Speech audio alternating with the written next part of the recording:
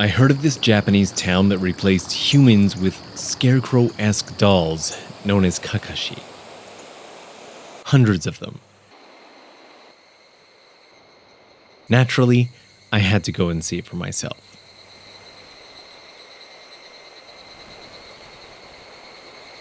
This is Nagoro Village. Tucked into a valley on the island of Shikoku, the village has developed a bit of a personality. It's filled with over 300 of these dolls spread throughout the village.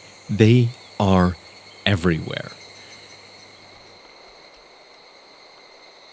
Some more obvious than others, each one often representing a real person with a name, age, and a personal history. And incredibly, nearly each and every one is handmade by a single person. In 2002, when Ayano Tsukimi returned to the village from living in Osaka, many of the people she knew were long gone. And in time, she found herself populating the village with these kakashi dolls.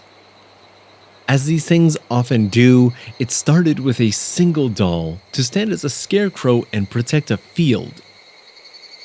But more on Ayano-san in just a minute. As with many places around the world, Japan's countryside towns and villages are struggling to maintain any sense of appeal to the younger generation who would all rather live in the big cities. Nagoro Village is a shining example of this, with only 27 remaining residents, all of whom are close to or past retirement age. And unsurprisingly, there are no children. The local elementary school, while upkept, has been abandoned for over 20 years now. We had the chance to enter the gymnasium.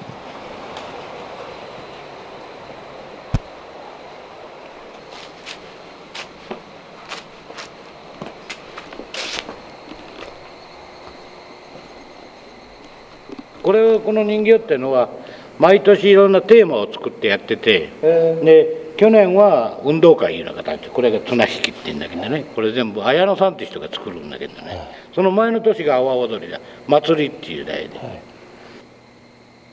The scale of this entire thing really starts to hit you when you see the gymnasium. And when he points out once again that all of this is made by a single person, これ全部綾野さんって人が作るんだけどね。it all becomes vastly more impressive in every way. The detail that goes into each and every one of them is mind-boggling. In fact, the gymnasium isn't even the only building in the town filled with these kakashi dolls. It's almost frightening in a way. This is amazing. ちょっと遠くで離れると本当になんかあるみたいでね、あっていうような感じで、車運転してたらよく間違うのよ。うわ、人がいてると思ったら人形だったり、夜危ないの。分かっててもおるみたいな感じ。Can you imagine being a completely unsuspecting person just driving through here? The worn down, nearly abandoned feel of Nagoro gives the village a creepy enough feel as is. 何歳ぐらいかな、もう70になるおばあちゃんやけどね、おばあちゃんにとってここの辺りの人は元気よ。おばあちゃんに見えないわ、今日も畑してたけど、ただまあもともと趣味で始めたやつなんでね、もう自分が作って行動のやっていく方なんでね。The locals are very aware of the looming fate of their village, and they're actually quite happy when people come out and share their story. Nobody wants to be forgotten. As interesting as this place is, it really serves as a reminder of Japan's dying countryside lifestyle. I wonder what the country is going to be like 10, 20, 30 years from now. The town is also quite small. Just around this corner and down a bit is the start of the town, and then just around this corner up here is the end of the town. I took a bit of extra time to walk the streets and really get a feel for Nagoro. It's an inspired little village, and more than anything, this visit simply piqued my interest and made me want to know more. I hope I can make it back someday. I hope we all can.